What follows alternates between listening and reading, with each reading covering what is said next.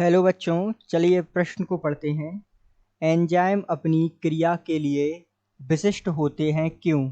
तो आइए मुख्य अवधारणा को समझते हुए हम इस प्रश्न को समझते हैं।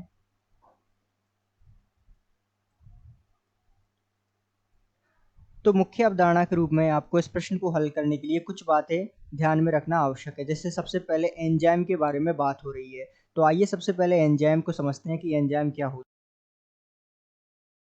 तो एंजाइम जो एक प्रकार से जैविक उत्प्रेरक होते हैं,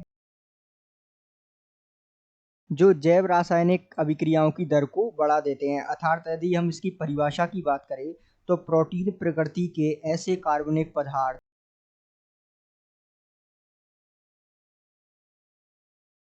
जो जीवित कोशिकाओं में उत्प्रेरक का कार्य करते हैं। अर्थात ये जीवित कोशिकाओं में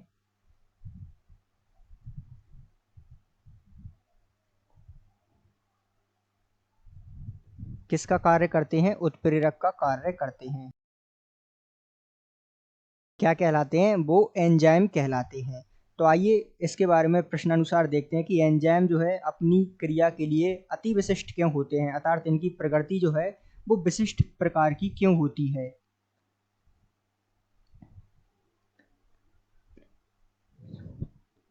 जैसा कि हम जानते हैं कि प्रत्येक अभिक्रिया के लिए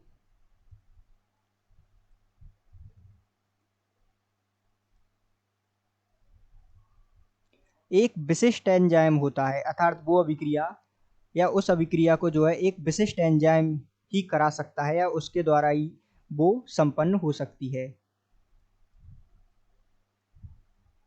उसके सिवा या उसके अतिरिक्त कोई अन्य एंजाइम इस अभिक्रिया को उत्प्रेरित नहीं कर सकता।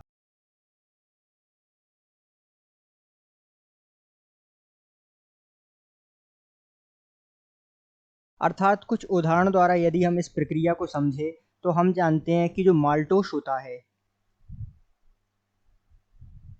उसको जब ग्लूकोज में विघटित करते हैं हम, अर्थात ग्लूकोज में इसका जल अपघटन कराते हैं, तो मात्र एक एंजाइम माल्टेस की उपस्थिति में ही ये प्रक्रिया संपन्न होगी। माल्टेस के सिवा कोई एंजाइम इस प्रक्रिया को संपन्न नहीं कर सकता। इसी प्रकार यदि हम यूरिया का जल अपघटन कराते हैं तो जो है हमारे पास प्राप्त होता है, अर्थात आइए हम इसे देखते हैं NH2 C double bond O NH2। जब हम इसका करते हैं तो हमारे पास क्या प्राप्त होता है? अमोनिया NH3 और साथ में CO2।